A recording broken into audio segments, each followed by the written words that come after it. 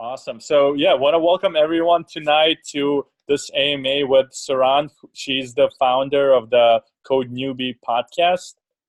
She's going to tell you all about her story about this really cool conference that she's doing in July. And I think what's interesting about her story is that she also did a coding bootcamp like myself a long time ago. And I think it's a very special treat because to date, Saron has interviewed hundreds of people who, one way or another, found their way into tech. And so this is your way of asking her any questions that you want regarding the journey, how to get yourself mentally and technically prepared. So with that said, I just want to say welcome, Saron. Yeah, thanks so much for having me. Yeah. Welcome. So great to have you here. And like I was saying earlier, maybe you can just introduce yourself and I'll ask you one or two questions and then we'll open up the AMA for everyone else on the call to ask you questions too. Absolutely. So my name is Saron. I started CodeNewbie about, I think it was like 5 years ago, and it was designed to be this really supportive community of people learning to code and people who are already developers. And so the idea was really similar to Career Karma, this idea of bringing people together around this unified mission of learning to code and being a developer. And so we started with a really simple Twitter chat. We use the hashtag CodeNewbie, and every Wednesday at 6 p.m. Pacific time, 9 p.m. Eastern time, we tweet together and share lessons learned, share resources, just really support each other as we went on this journey together. And then from there, we started doing a podcast called the Code Newbie Podcast, where we interview people who were both new to coding and people who were really experienced. Like I got to interview the CTO of Microsoft, which is pretty cool. And then we also did another podcast called the BCS Podcast, which teaches computer science topics. And then we did Codeland, our annual conference that we've done for 2 years now. This is our third year. It's based in New York City. It's on July 22nd. You should totally get your ticket if you haven't already. And it's a great way for us to celebrate all the wonderful things that you can do with code. So yeah, that's all the stuff we do. I can. Okay, there we go. I was gonna say, can you share a little bit about, kind of take us back before the podcast, the tweet storms were even born. What was your background, and how did you break into tech yourself? Yeah, good question. So when I graduated college, I decided I wanted to do journalism. So I did journalism for about a year. And during one of my last jobs, I was a fact checker at Discover Magazine, which is a science magazine. I had a lot of downtime as a fact checker. When you're a fact checker for a magazine that publishes once a month, you only have work to do like once a month. So the rest of the month, I had a lot of time to kind of read books and do my own thing. And so I read a bunch of books. And one of those books was Steve Jobs' book by Walter Isaacson. And that book really changed, literally changed my life. It was the first time I've been exposed to technology in a way that actually related to me. The book talks about being artistic and being creative, and talks a lot about design and storytelling. And when I thought about technology before that book, I thought of like math and engineering and kind of like cold logic. And those are awesome things too. They just weren't things that I was attracted to. And so this book really changed my perception of what technology is and what it could do. And so that was kind of my first interest. And so I started working for a few startups, and I got kind of my feet wet in the tech industry. And I found that if you were not technical on a team, you like weren't really that valued. Like the people who mattered the most, the people who had the most impact, that had the biggest say, were the technical people. And so I kept running up against that over and over again, this idea that in order for me to have the career I wanted, to make the impact that I wanted, I really did need to learn how to code. And so that was my, my reasoning, that was my impetus. And then I decided to teach myself for a couple months and then did a boot camp and became a developer. That's a really cool journey. And I can't wait for our community to ask questions. My last one is about you being the CEO and being the founder. How does that feel? Because I think there's a lot of people on the call that aspire to be in a similar position of starting their own company, contributing to society, having an impact in their communities. Like, how's it? How did you kind of graduate to that place from quitting your job, learning to code, and then starting your own company and your podcast and doing so many great things? Sure. So this became a company totally by accident. That wasn't the point at all. The point was to help people who were also learning to code, helping them find their people. And so we started as a Twitter chat that we do every Wednesday, 6 p.m. Pacific time, 9 p.m. Eastern time. And after about a year of doing that, we started doing our podcast. I think it was a few months into doing the podcast that a company reached out and said, hey, I'll give you $200 if you run an ad. And I thought, holy crap, I can make money from this. So that was really the first time I thought of it as something that was sustainable, something that I might be able to one day do full time. So I think that, being a CEO or starting something on your own, I think it starts from seeing a problem and finding out or deciding that you have a solution and that you want to at least attempt to solve that problem. I think at the end of the day, that's what founders are. That's what inventors are. That's what that's what people who start things, that's what they do. Like, it's all about seeing a problem, identifying a problem, and then building a solution. So if you see a problem in your community, in your life, in your place of work that you might have an idea to solve, then that might be the thing that becomes a side project. That might be a thing that you build a company out of. Yeah. And some of the best companies, they're just born out of like a need you're trying to solve yourself. And that's how breaking into startups was born. I think back in 2014, we quit our jobs to do coding bootcamps. We got our jobs in 2015. We launched the podcast in 2016. And Saron, you're actually a guest on the podcast too. Maybe before we open up, do you mind sharing with people what was your bootcamp experience like? Because Career Karma has a lot of people preparing for bootcamps, and some of them are deciding how to pick a school, how to prepare for a school. What advice do you have for folks on the call? It's really hard. It's so hard. Bootcamp, I think learning to code in general is really hard. And if you think about it, it makes sense that it would be so difficult because you're changing your career, right? Like, changing your career shouldn't be something that is easy. It should be difficult. It's a really, really big change. And so the biggest advice that I can give is to just accept that it is going to be difficult. Like, it just is. That's the reality of the situation. That's the journey that you're on. And that's the way it's supposed to be. I think that it's easy to get frustrated when we expect things to be easy and then they're not, right? Like, when that happens, we're able to look at that situation and go, well, maybe it's me. Maybe I'm the reason why, this is failing. Maybe it's because I'm too stupid or I'm too incompetent. You start to internalize that failure and redirect it towards yourself. And that can be incredibly destructive. And so I think the most important thing to remember is that it's hard because it's supposed to be hard. And that it's hard for, frankly, everyone. I have yet to meet someone who went through a boot camp and said, oh, that was easy, that was whatever. Like, no one's ever said that. So I think that if you can accept that it's a hard journey, when you encounter these tough points, you're going to look at it and go, yeah, that's how it should feel. Let me figure out how to get through this. Let me figure out how to power through this issue. So it was totally hard for me. I definitely felt like I couldn't do it multiple times. I definitely cried a couple of times, had to deal with my own ego a bunch of times, but it was totally worth it. Awesome. I think that's a great advice, especially for folks like Nikki. She's saying she's doing her first week in a boot camp, and this definitely provides some motivation and also kind of puts things in perspective that it's just hard. It's never your fault. Let's open it up for everyone in the community. Feel free to unmute yourself and ask Saron any questions. And if your mic is not working, you can also post your question in the chat. I had a question. Okay, so my name's Sherelle. How you doing? Hello, how are you? I was wondering, how long were you doing it before you actually started boot camp? And once you did start boot camp, how did you get over not that thing of where you don't feel like you're ever gonna get it? Like, how did you ever, how'd you get past that, feeling like maybe this is too big for you? Yeah, I love that question.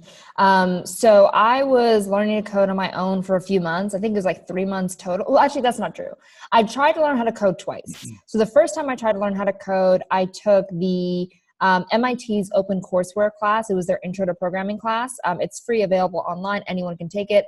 That class is the worst. It's terrible. That's what I took. Don't do it. Yeah. Don't do it to yourself. That was my second time I gave up too. Yes. Okay. So it's not just me. It's not, that makes me so happy. I'm so glad that you also hated it. It was a terrible class. It was a free class though, and people think, oh, it's yeah. free. Let's just sign up for it. And from MIT. Yeah, and it's from MIT. Exactly. You're like, okay, I'm going to get some learning on. No, don't do it. So it was hard for a couple reasons. Number one, because I didn't think coding was going to be that hard. So like I had very different expectations. I walked into it thinking, oh, it's going to be like any other college class. I'm going to sit, I'm going to take notes. I'm going to use my flashcards. I'm going to highlight things. It's going to be great. Right. That's not, I'm sure you know at this point, like that's not how coding works. You can't like flashcard your way to an app. That's not a thing. So I had the wrong tools. I had the wrong mindset. No one was there to teach me how to approach it. No one told me that it was going to be hard, so I didn't know it was supposed to be hard. So I quit. I think after 4 lectures, I was like, nothing's making sense. And I said to myself, I don't think I'm made for this. Like, I'm just not wired to do this kind of work. Like, my brain just doesn't work this way. So that was the first time I tried. The second time I tried, I knew it was going to be hard. I went into it and I said, look, this is not going to be fun. You're going to hate it. This is going to be terrible. And that's just the reality of it. And so I forced myself to do at least 1 month. I said, no matter how much it hurts, just get through 1 month. And at the end of the month, you still feel like it's not for you, then fine, you have permission to quit. But if at the end of the month you say, you know what, maybe I can do another month, do another month. And so time boxing it and forcing myself to at least get through to that end goal was very, very useful. And what I learned is that it's really hard, but the moment when things start to work, it was worth it. Like that moment when things actually fall into place and things start to make sense was worth all of the bull crap before that moment, right? So to me, that's what kept me going. Sounds a little bit like an abusive relationship, but that's okay. And so that's what really got me through. And so I think that if you're struggling with those moments where it feels like nothing's making sense, one thing I try to keep in mind is that when you think about coding, people made that up. Like literally people made it up. It's not something that existed before you. It's not something that we need to understand. Like if you think about any other discipline, right? If you think about, like I was in journalism, right? What is journalism? Journalism is seeking the truth. You assume that there is a truth out there. And if you interview enough people, if you do enough research, you'll get to the truth. But you can work your whole life and never get to the truth, right? Like that's not necessarily attainable. If you think about life sciences, what is life science? Life sciences is all about understanding the world that we live in. And we may never understand it. Like we may never really understand how the world works. We may never understand why certain diseases happen and certain reactions happen. Like we may never get to that point because we didn't make it. But when it comes to technology, we made all of it. Like another human being created all the stuff that you're struggling with. If another human being created it, then it is understandable. Does that make sense? Like if someone else made it, like you can make it, you can understand it. It might take a long time. It might hurt a lot. It might make you feel stupid, but it is doable. And so anytime that I think that it's going to be too hard for me, all I try and think about is like, look, there is an answer. There's a light at the end of the tunnel. The light might be faint. It might be a really long way away, but it is there. And that's what I hold on to get me through those tough parts. Thank you. You're welcome. That was helpful. Good. Let's see. I had a question. Yeah. I wanted to ask the question. You can go ahead. Go ahead. When you started from home, did you have businesses calling you, like every month, every week? Did you have to call for clients? How did you get your clients in order to start your business? So for CodeNewbie specifically, I was really lucky in that I didn't have to do a lot of client seeking. A lot of people came to me. Well, the other thing I should mention when it comes to a podcast is you can only have like a couple sponsors per podcast. Like there's not like I needed to have, tens of or, dozens of clients available. I just needed to have a couple sponsors. So I was really lucky that people came to me and they said, hey, we've heard this show. We want to meet. We want to connect with your audience. And so here's some money, and we're able to make that transaction. So I was really lucky that I didn't really have to seek things out, but it was also partly because I only need a couple of sponsors to make my business work. Okay, good. Great. So I had a question. How do you use coding today? Which one am I answering now? I'm sorry. We'll get to all of them. Does someone want to repeat their question? I was just wondering, what are your uses of coding in the present? Sure. So I code mostly in two situations. So if you go to the Codeland website, it's codelandconf.com. I made that website. So I did all the design work for it. I wrote all the code for it. And so I use coding to build that website and to update it when needed.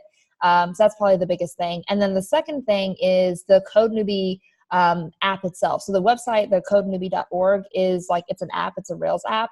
On the front facing of it, it shows all of our podcast episodes, it shows the Base Yes episodes, and it shows our Twitter chat information. But on the back end, it's how we publish the podcast. So we built a lot of internal tools that I created to help publish to the RSS feed, to help us manage our episodes, to help actually post that information online. So it's kind of the CMS system that we've created.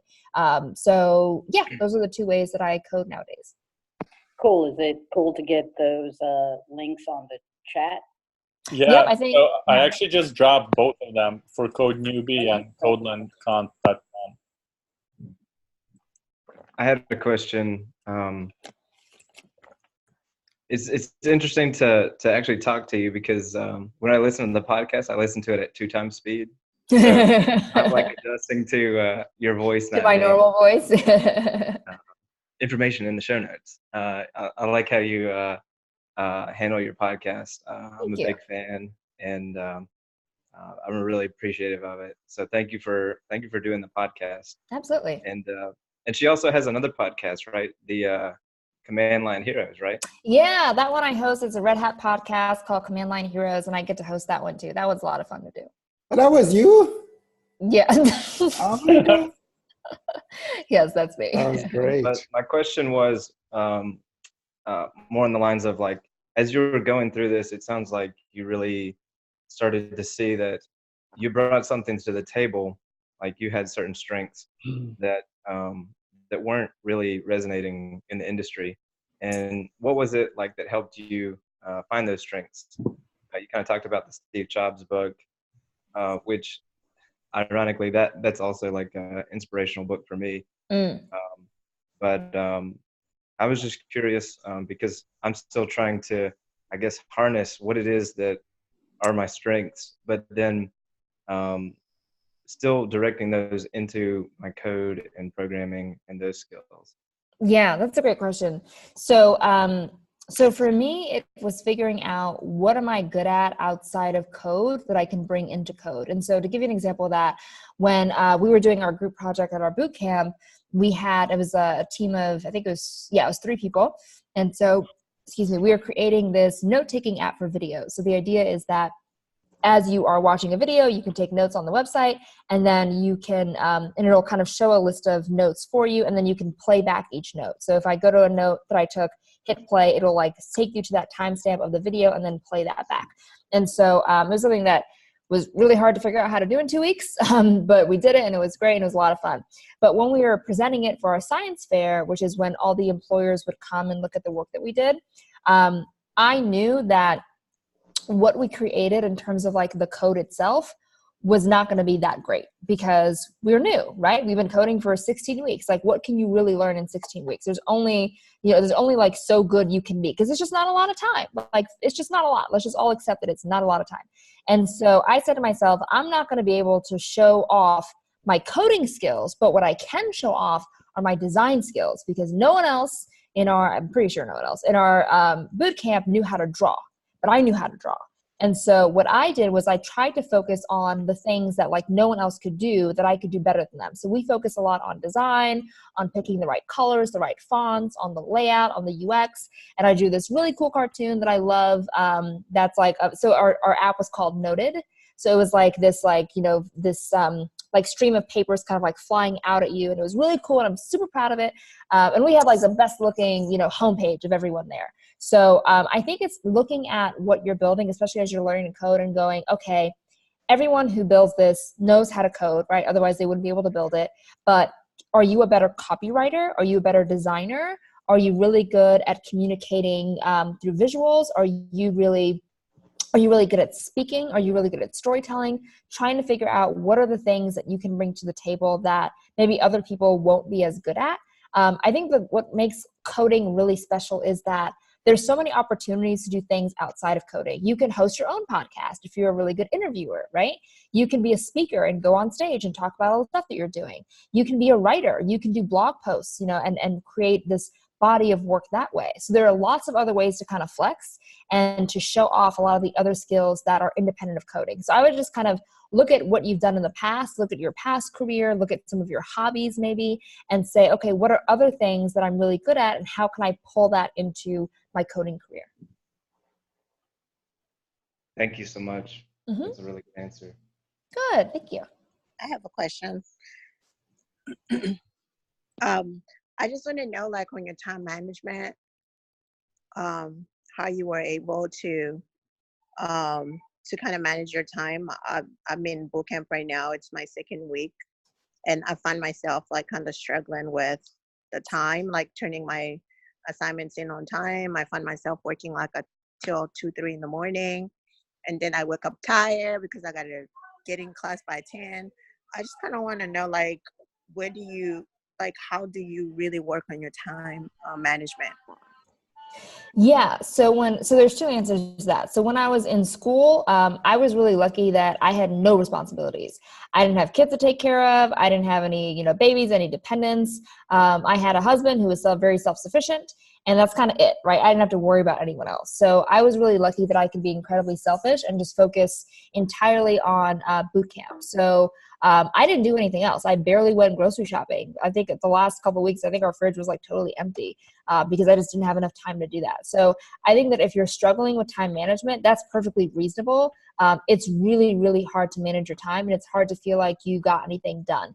I will tell you to try and pace yourself. If you wake up tired every single day and you're not making the most out of your day, well, then it kind of doesn't really make sense to stay up that late. That's one thing I'm learning myself nowadays, is if I stay up late and then, sacrifice the next day, well, then is it really worth it, right? So I think there's some balance that you just have to, not balance, but you have to be very strategic about when you're willing to kind of give up some of your energy and when you need to kind of hold on to it. The second part of that answer is that nowadays, because I'm still super busy, but just busy in different ways. Now what I do is the system of time tracking that I've been doing for I think like a year now, where I used to do it in physical paper and pen. Now I do it online. Is I use my calendar and I block off what I'm doing for every single part of the day. So if I am doing emails for half an hour, if I'm chatting with you all for an hour, if I'm eating lunch, taking a break, taking a nap, anything that I do throughout the day is tracked. And so what that helps me do is it helps me manage my energy, it helps me manage my time, and it also gives me data. So at the end of the week, I will look at that calendar and I'll put it into a spreadsheet, and I'll be able to see, okay, I thought I was spending a lot of time studying, but really I've been spending a lot of time doing this other project.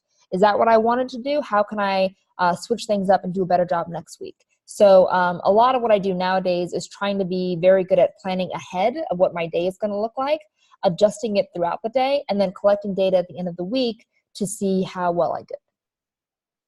Yeah, and I want to add to that. I think when Saron and I were doing boot camps, the only options you had were to do it full time, and in most cases in person.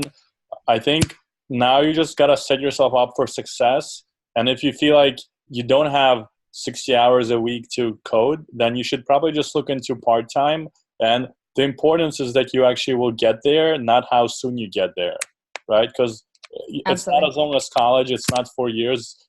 Some part-time courses are about a year long, 10 months, 7 months. So like it's still within reach for anyone, but at least you're setting yourself up so you don't have like this mental pressure where you're figuring out should you be coding or working or taking care of like your family, and you're feeling bad, and all your mental capacity is spent thinking about those things versus just thinking about JavaScript.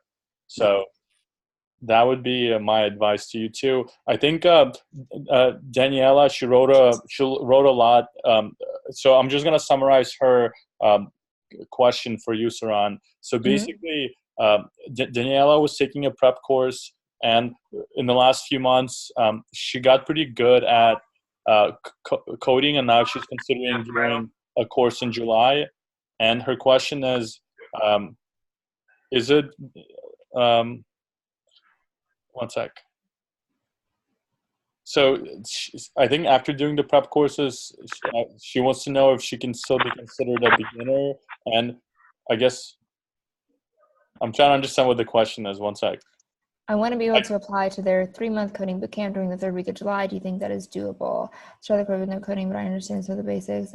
So is the question, is it doable from a time available perspective, or is it that you feel like you're not new enough, or what's the thing that would make you not apply? I feel like I unmuted myself. Can you hear me? Yes. Okay, awesome. Okay, so sorry. All right, so I guess I'll just go through everything. So last month I did a bootcamp prep in a month with Full Stack. So it pretty much just goes over the basics of JavaScript, right? As well as introduces us to real life word problems. And we're also like during the 3-hour evenings, we're actually paired programming with other people in the class, right? However, because I work full time, so every time I'd come home, I'd have to go straight to the course, right? And it's 3 hours long from Monday through Thursday. Friday and Saturday, I also have another class that I'm doing, like a training class for Salesforce, but that's like not coding related. But just because my May, all in all, was fully busy, fully packed, I never really had the chance or the time to really review everything. So I guess I would still consider myself a beginner, but with at least some sort of like basic understanding of JavaScript, right? Like variables, flows, right? Like the very, very basics. However, so my question here is my goal is to apply to their September cohort. However, the application opens August 9th. So I would look to start applying by like the second to last week of July. Is it doable starting, this week all the way to mid-July to just full on study and focus on JavaScript? Do you think that's doable? Using the resources that were given to me from Full Stack, as well as CodeSmith also has given me some of the resources using CSX. I think JavaScript Eloquent JavaScript. Eloquent JavaScript. Yeah. So is the concern that you don't have enough time? Yeah, most likely. If anything, my study times would be weekends as well as evenings when I get home from work. So I'm not sure. So it's tough for me to answer because I don't know how you study. In terms of the amount of time, it feels like you have so there's 2 things. Number one is it feels like you have a solid enough understanding that you can probably navigate the rest of it on your own in the time that you have. Okay. But the other thing is there's no downside in trying, right? So if I were you, I would assume that you can do it, give it your best, and then if the day comes and you're still not ready to apply, then just don't, right? Or apply anyway and then let them say no to you, right? There's no reason for us to, reject ourselves before someone else does. So that's what I would do if I were you. I would assume I would go into it thinking, I'm going to do this and I'm going to make this work, and then do it and then apply anyway. And then if you're not ready, then they'll tell you, right? They're not going to let you go into a program that you're not ready for. So I would look to them to tell you if you're ready instead of you denying yourself that opportunity. Okay. Thank you. Cool. And what other questions do you all have? I got a question. So what were some, during the process of learning coding and everything, what were some obstacles that you can share about our tools? What tools did you use or help you understand certain parts that were hard during the whole process? I think probably the typical ones you can think of, Stack Overflow for sure. There was this other one, I forgot what it was called, CoderWall, that's what it's called. CoderWall was helpful as well. A lot of other people's blog posts were actually really helpful. So just looking at Medium and stuff, other people writing on their blog posts. Google was really helpful. But honestly, the biggest use that I got, or the most useful thing that I received during that part was the TAs. So I was one of those really annoying students that sat at the front and answered all the questions and hogged all the TAs. I was that chick. And so I took advantage of the fact that there were, I think we had 3 TAs who were there to answer our questions. So I wrote down all my questions and I asked them all of them, and I didn't care if I took up all their time. So I think it's all about finding, like if you are in a boot camp, finding those TAs. And if you're not in a boot camp, are there mentors in your community? Are there mentors online? The great thing about learning to code is people are so supportive. They're so supportive. They're so excited to see you succeed. They want to help. They want to be a part of your story. And so if you reach out on Twitter and just ask questions and say like, hey, I'm having a hard time with this. Can someone help me? Especially with Career Karma available and CodeNewbie available, we're happy to retweet your question and then see if we can get it solved by folks. So I think, going to your local meetups, if you have some, trying to find people that you can reach out to and lean on when things get confusing, when things get tough. I think that's probably the best resource you can have.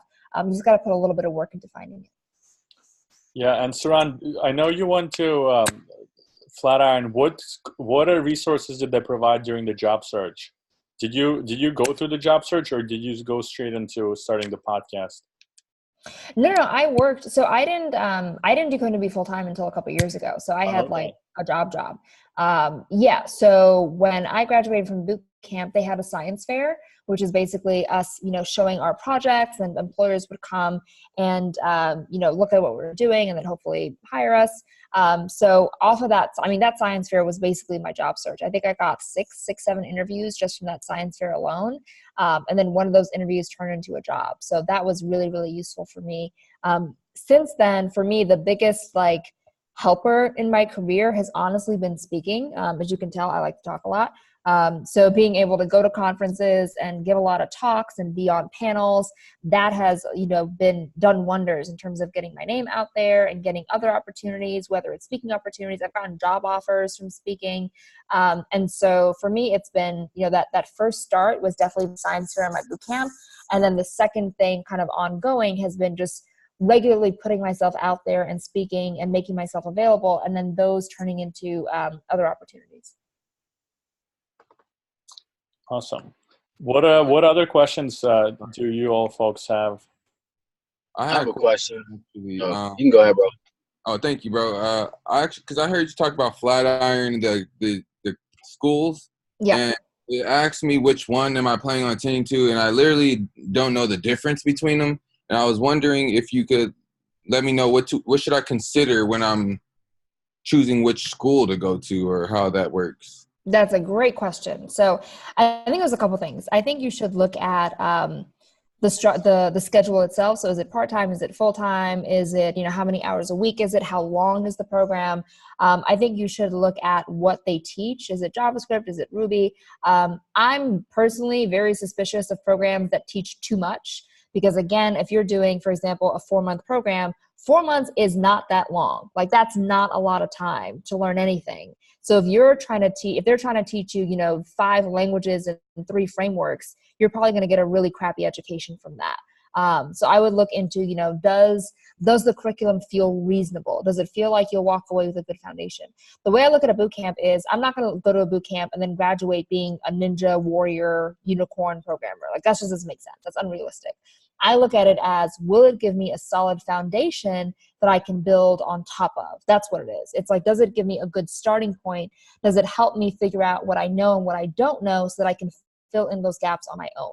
So I would look at the curriculum and figure out, does it feel reasonable? Does it feel like it's doable in the time frame that they're promising?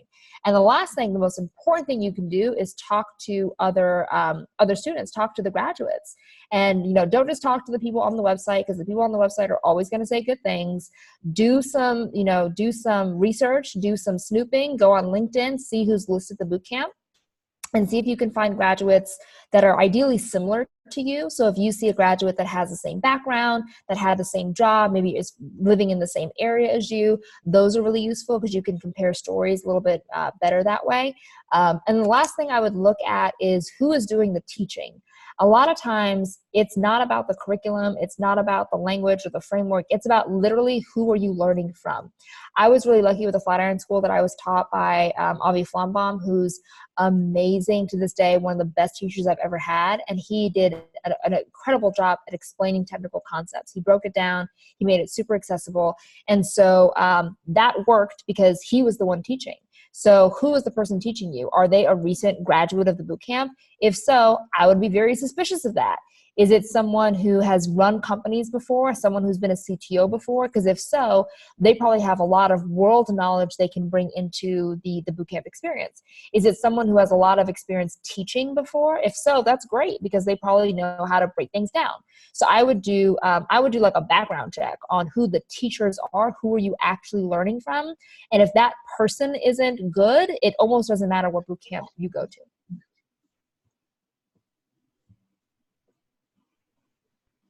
Thank you. Absolutely. How would you find out who would be teaching these classes prior to taking them? That's a good question. So there's a couple ways. So number one, you could just ask. You can ask the admissions people or whoever it is and just say like, who, can you give me a list of your teachers?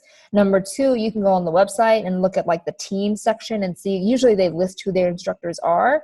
If those two don't work, I would go on LinkedIn and just search for people who work at that company, see if you can figure out who the instructors are that way. I'd also use Twitter and see who lists the company in their bio and see who the teachers are that way. So between like those 4 places, you can probably figure out who's going to be teaching you. Also another question. Yeah. I'm in the New York City area and I'm looking into Flatiron and Lambda. I'm trying to become a part-time student within these coding schools. As for applying to them, are there any specific deadlines that I should be considering when applying to these schools? I'm not familiar with their schedule, so I don't have any deadlines in mind for you. When you're thinking about scheduling, when you're thinking about applying, I would give yourself at least a month or 2 to learn on your own before you apply. That way you'll have a better sense of what you're looking for, what you're struggling with. And when you hear other people's stories and you hear what worked and what didn't work for them, you'll come from a place of like kind of knowing what you're looking for instead of coming at it cold. So I would say give yourself at least like a month or 2 to kind of try learning on your own before moving forward. And then I think that'll give you some good context for what questions to ask, right? If you start learning on your own first, you'll have a better sense of what questions to ask these schools before you apply. Yeah, and Aaron, I would also add, don't be afraid to reach out to people who have started Flatiron and who are doing, let's say you want to do part-time course, just reach out to Craig. If there's anyone else who's doing the part-time course, post in the chat so Aaron can find you in the app. But basically, now you can actually look for people and find folks who are attending boot camps and ask them, like, how did they prepare? How much time it took them? Were there any deadlines?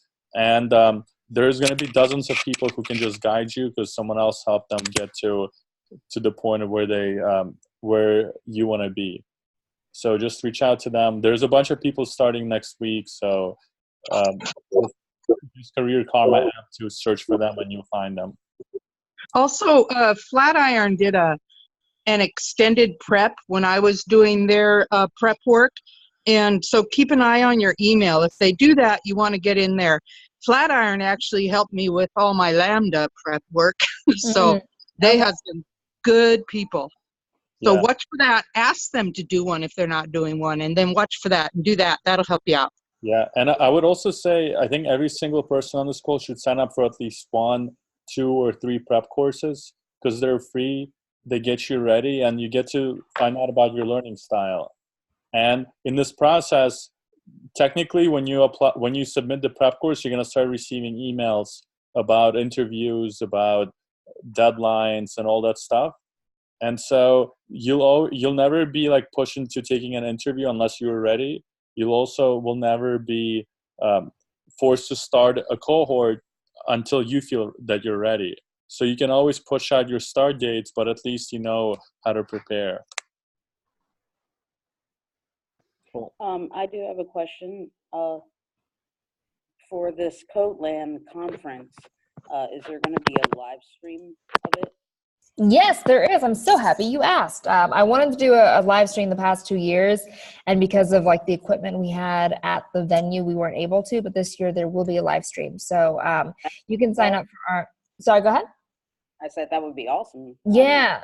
Is it possible for even through the app of Career Karma that you can share kind of like a way that everybody can get in on that if they wanted to?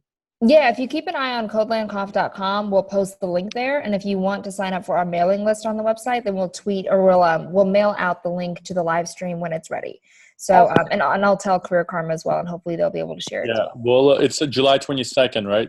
Yep, July 22nd. Yeah, so we'll also share it in groups, the link to the live stream. And if you're in New York, also hit up Saron, and she has some promos for people in Career Karma. Mm-hmm.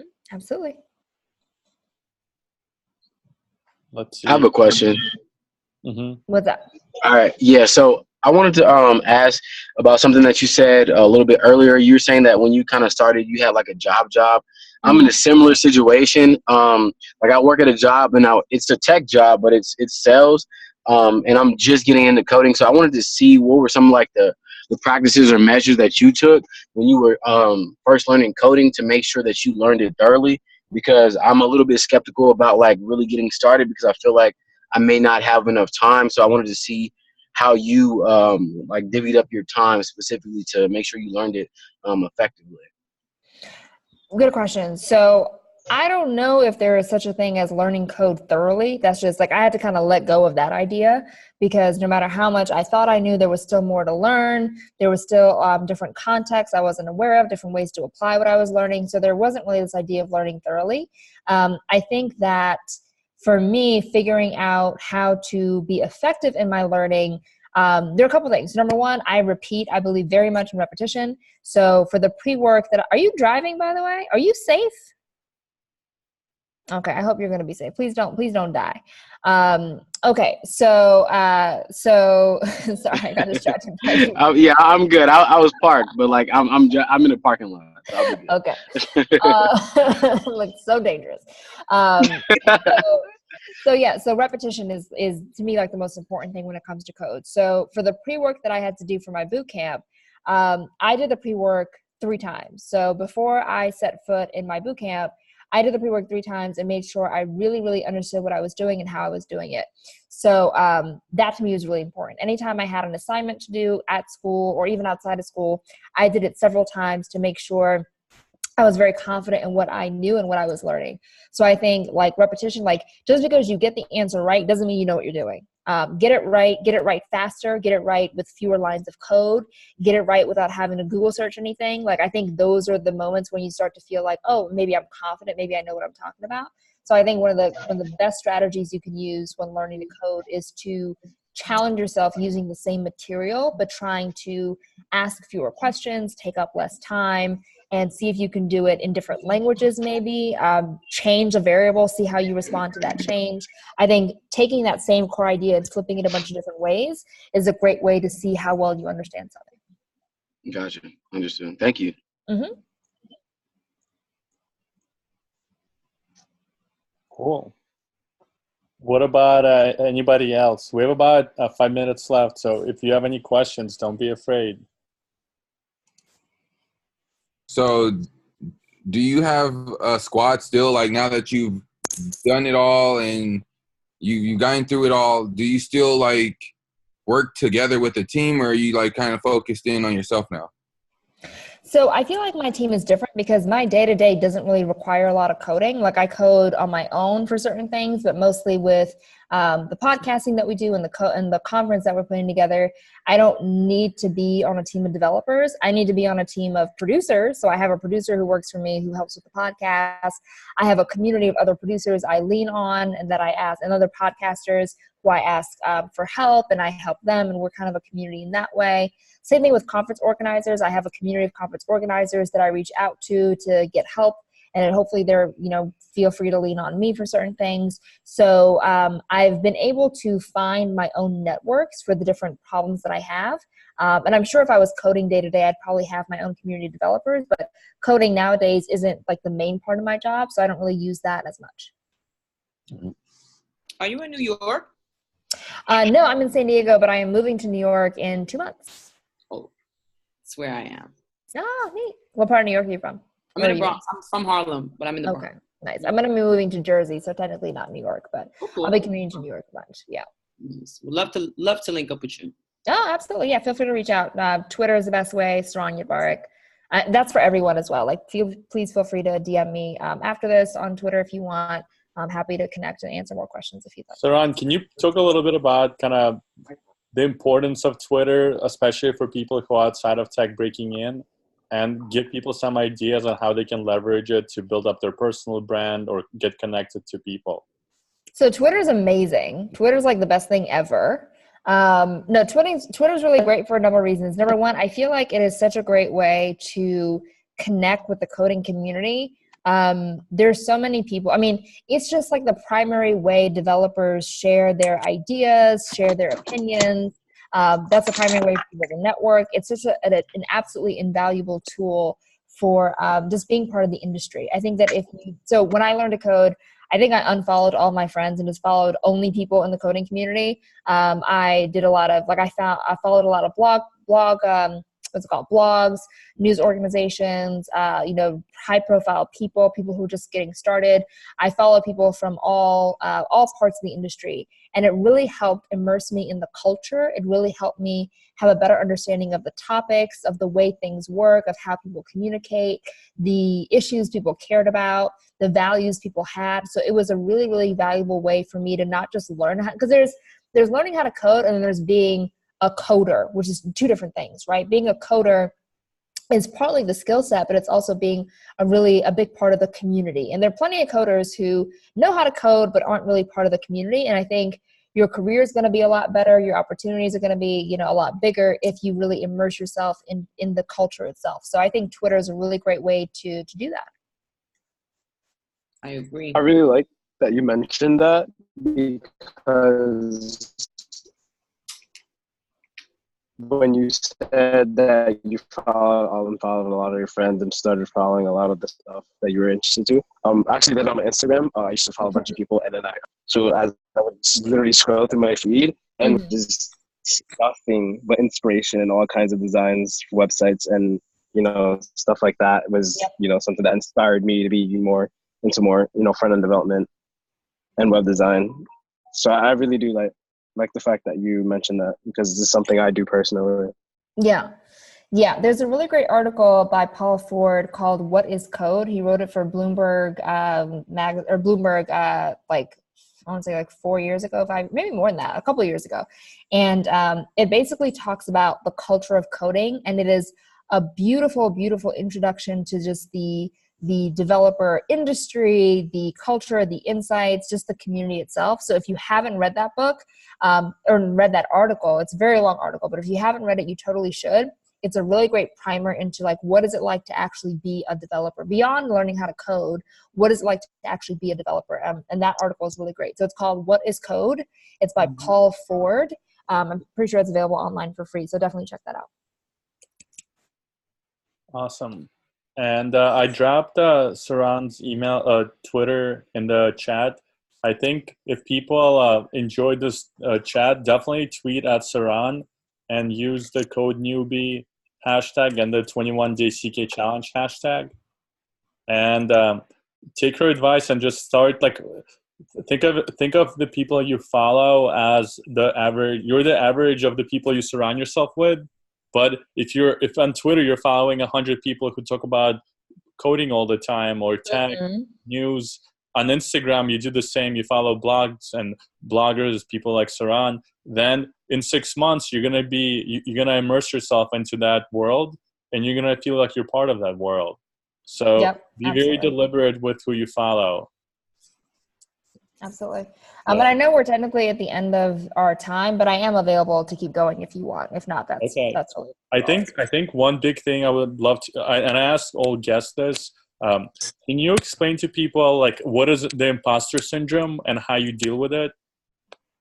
Sure. So, okay. So I'm gonna this is how I explain it. So I think that the way that we use imposter syndrome is totally destructive and inaccurate, and I'm gonna tell you why. So imposter syndrome, the technical definition of imposter syndrome, is for people who are very well accomplished, who have a lot of external validation that they are good at their jobs, and for some reason are unable to internalize that.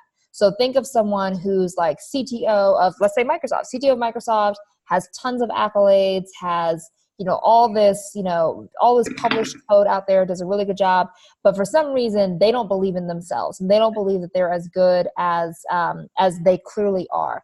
That is what imposter syndrome is. What we call imposter syndrome is just called being a newbie. That's all it is. Like the whole thing that we say, like, oh, we don't feel like we belong. It's because we don't belong yet. We're literally new. I want you to imagine being new to a neighborhood, right? Like you've never been there before. You are literally new to this town. Everyone in this town speaks a language you don't speak.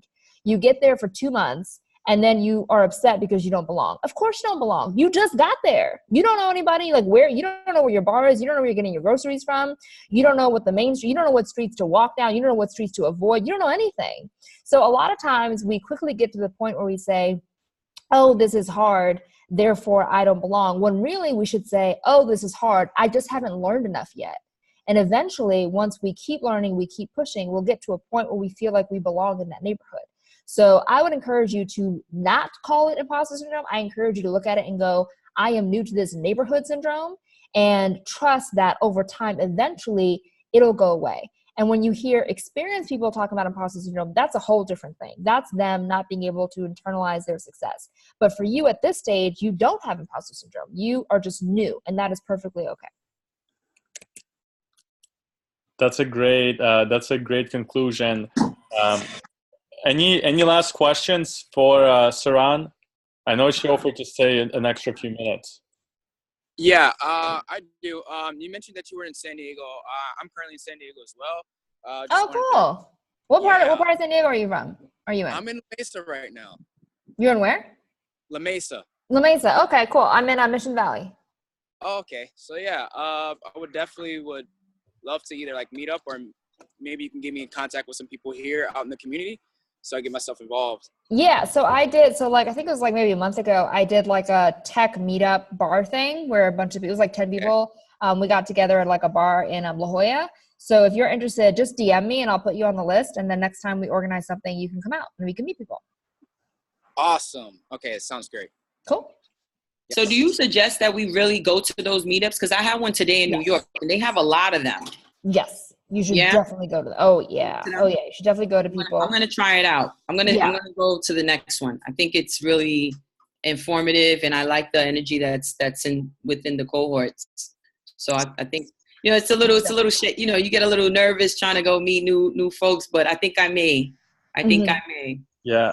I would see it as a personal, like, out of comfort zone, pushing yourself outside the comfort zone, and just go into it knowing that, like, on the surface, you might feel that there's people who know way more than you, but just become aware if you're ever feeling that. And I can guarantee you a lot of people in the room, like, if you're listening to the presenter speak about JavaScript, you might feel like you're the only one who only understands 5% of it. But I've gone to a lot of meetups on different JavaScript topics, and even after I already broke into tech, and I'm always like confused like everyone is sitting in a room listening, but everyone's confused like what's actually going on. So I feel bad if that's you. I'm gonna give it a try, and I'm gonna follow up with some feedback. Awesome. Well, thank you so much, Saron, for coming here. Check out Saron's conference. I dropped the link in the chat. And she has a podcast. Definitely start listening to podcasts. Follow her on Twitter and continue breaking in. Good night, everyone. Thanks so much for having me. Yeah, thank you so much for coming. And I'll share the recording for this. For those, a small announcement for those who are